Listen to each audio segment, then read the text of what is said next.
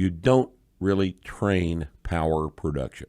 Oh, come on, Mark. Maybe you don't train power production, but I certainly train power production.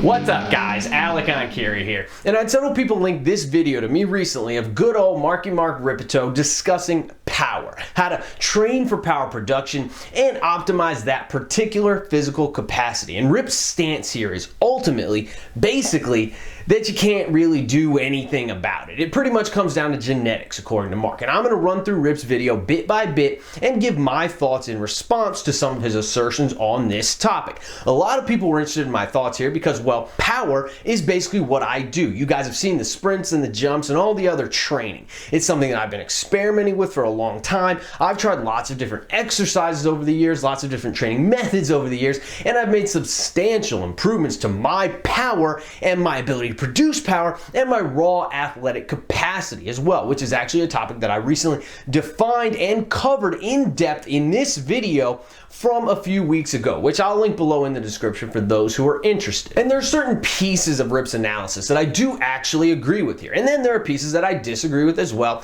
as is often going to be the case with someone who is so dogmatic as Mark is on many strength and performance training related topics. And then there are also pieces here where I think that he's technically correct in what he's asserting, but he's not really giving you the full story and explaining how what he's saying actually plays out in practice, as opposed to just being a singular concept described on paper. And before I move into the whole thing, I do want to preface it by saying that I actually like a lot of Rip's content. He is overly dogmatic in many respects, like I just mentioned, but dealing with the populations that he's dealt with over the years and the level of disinformation and misinformation that are present now and available to the masses these days, I can honestly understand why or how he has become that way. Jaded in many respects. I think his overall message of cutting out the fluff, basically, and just keeping programming as simple as possible until you simply can't get away with it being that simple anymore, and building up a base of strength and muscle while the body is still right for those easy beginner gains, is a positive message that needs to be spread. And I feel like starting strength often catches a lot of flack, not just because of Rip's dogmatism, but because for a while there it became popular for people who had graduated beyond the need for that sort of a basic program to bash it for some reason, simply because it no longer applied to them any longer. It is called starting strength after all, but you have people who for some reason have tried to extrapolate it into realms that it was never even intended to enter, and then pooping on it as a program as a whole just because of that strawman inadequacy that they came up with. And that's just kind of silly. All right, let's move through Rip's main assertions now, piece by piece. Once a person has passed the novice stage of training, how would you recommend they train if they want to optimize power production? Okay. The reason I included this rather stupid question in here is because... Oh, come on, Rip. I've heard plenty of stupid questions in my day, but this ain't one of them. It's actually a pretty good question on an important topic that most people, even many strength coaches, don't really have a very good grasp on. The guy here even heeds credence to the notion that you should first work on building up a base of strength and muscle before you even begin to think about performing power style work, which is the correct mindset to have, in my opinion. The only stupid part about this question was that he chose to ask you instead of asking me. You don't really train power production.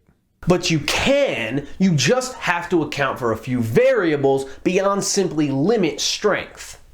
Once a person has passed the novice stage of training, how would you recommend they train if they want to optimize power production?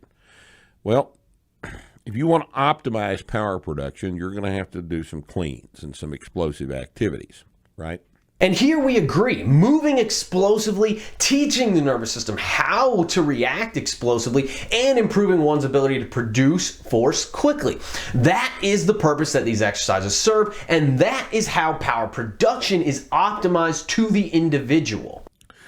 But as we've said 1,052 times, power is pretty much genetic. I honestly agree with this as well. The relative ceiling is genetically predetermined here, but not the absolute ceiling. So that does not mean that in an absolute sense, we can't become significantly more powerful than we currently are.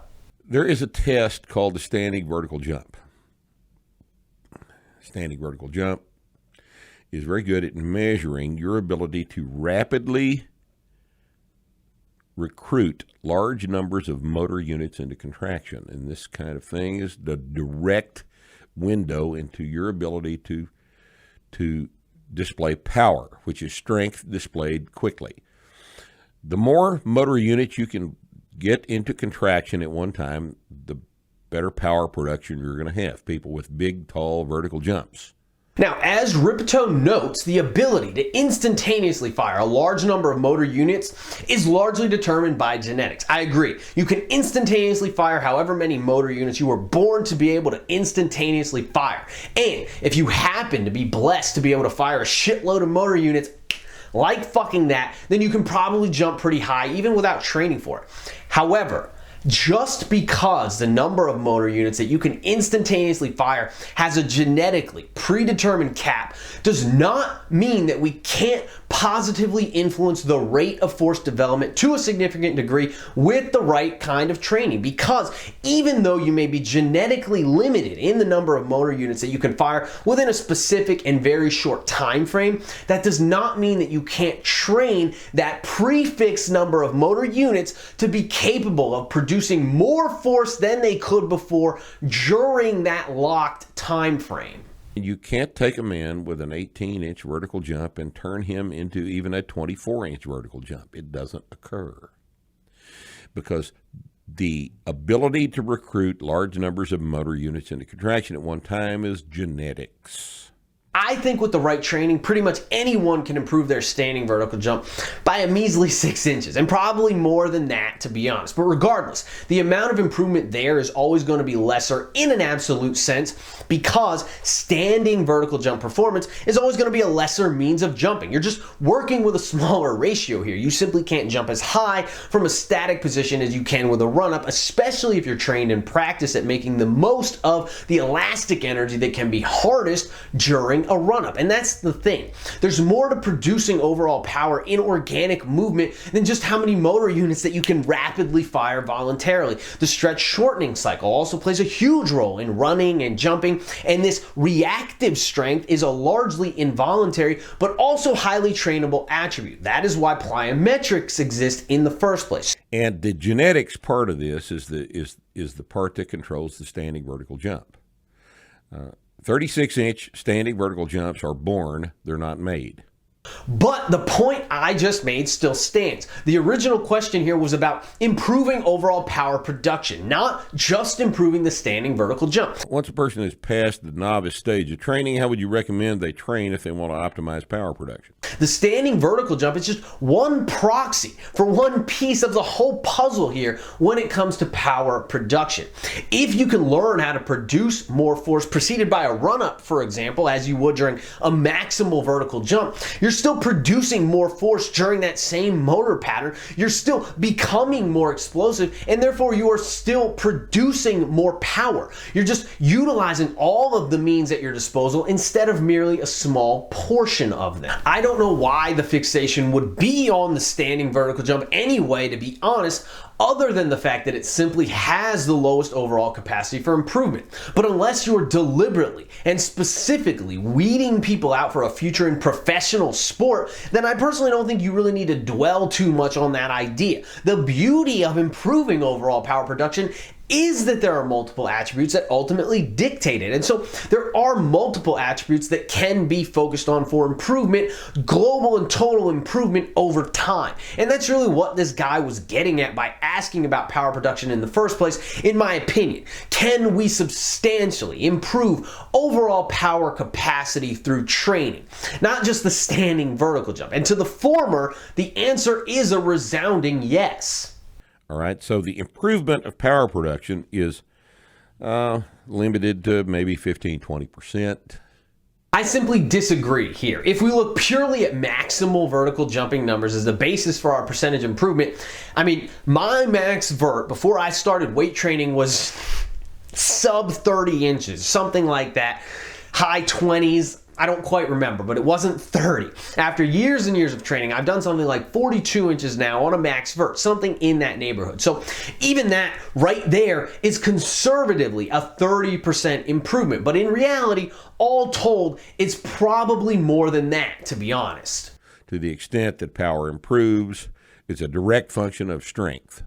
And here's where Mark's bias really starts to get him pigeonholed in a bad way. Because yes, improvements in power are a direct function of strength. But improving absolute strength is really just step number one in the process. After step number one, you have to move on to step number two. But Mark never really did that in his career. And as I noted in my preface, that's fine. That's necessary. We need people like him. But then he shouldn't really be fielding this question and giving out incorrect information on this topic because it is a bit outside of his wheelhouse. Say we got a kid with 22-inch vertical jump. Male vertical jump average for college-age males, 22 inches. Let's say we bring him into the weight room, and he is squatting the first day 155 for 3 sets of 5. Let's say we train him for 4 or 5 months and we get his squat up to 365. And then we continue to train him for 4 or 5 more months and we finally get his squat up to 455. All right? Has his vertical jump gone up? No, not much. It might have gone up from 22 to 23. Might have gone up to 24, but probably not. And this is not actually that far from the truth because what happens is in untrained individuals, when you take them through the novice phase of strength training and increase their maximal strength to a large degree, rate of force development actually increases to a small degree at first by default. So in his hypothetical scenario here, by the time that kid reached the 365-pound squat, his vertical jump would have likely increased by several inches just by default. But then at that point, it's going to come to an abrupt stop. When he goes from 365 to 455, nothing new is going to happen for his jumping ability or his speed or his movement capacity at that point. The diminishing returns from the strength gains in terms of athletic enhancement will have been reached before that point. And maximal strength can continue to increase for quite some time in spite of that initial ceiling having been reached in terms of rate of force development. But performance on the playing field, because of that, performance on the playing field or the court will no longer be improving along with it as it did initially. So unless you simply need the sheer size or the brute force specifically for your sport, then you're likely just spinning your wheels at this point by continuing to push and push and push the squat up and up and up. So instead, at this point, if the goal is continual athletic performance improvement, then you have to change gears now. You have to amend the training style. The base of strength is present now. So pushing that up further and further right at this moment doesn't really do much of anything at all. Instead, now you have to learn how to tap into that strength, the strength that you already have now. So here, I'm going to use some made up numbers real quick, but let's say that you've got a guy who prior to training can produce 100 units of force. Just call it force, right? He can produce 100 units of force irrespective of time. And then during a vertical jump, he can produce 50 units of force. So that is 100 units of force irrespective of time, 50 units of force where time is a factor. And that would be his predetermined genetic capacity for explosiveness. He can turn on 50% of his muscle fibers just like that. So now he strength trains for a while and all of a sudden he can produce 200 units of force irrespective of time. He's a lot stronger now, right? Twice as strong as he was before, and now he can probably produce, let's say, 70 units of force during a vertical jump. So now he can jump higher too. But if he keeps getting stronger, now let's say he can produce 300 units of force irrespective of time. He's 3 times as strong as he was when he started, and this is not an atypical result at all. But even in spite of that, he can still only produce 70 units of force during a vertical jump. The RFD, the rate of force development, stagnated a long time ago. So his jumping capacity is capped forever now, right? It is over, according to Mark. Or is it? What if now he stops emphasizing the squat and the deadlift and all the other limit strength exercises to such a degree, and instead he puts those things on maintenance, on the back burner, and he focuses primarily on explosive exercises instead, things like loaded jumps and unloaded jumps and kettlebell swings and high pulls and resisted sprints and regular sprints and hops and bounds and all the other stupid shit that you guys have seen me do. What might happen now? What might happen if he changes gears to that style of training?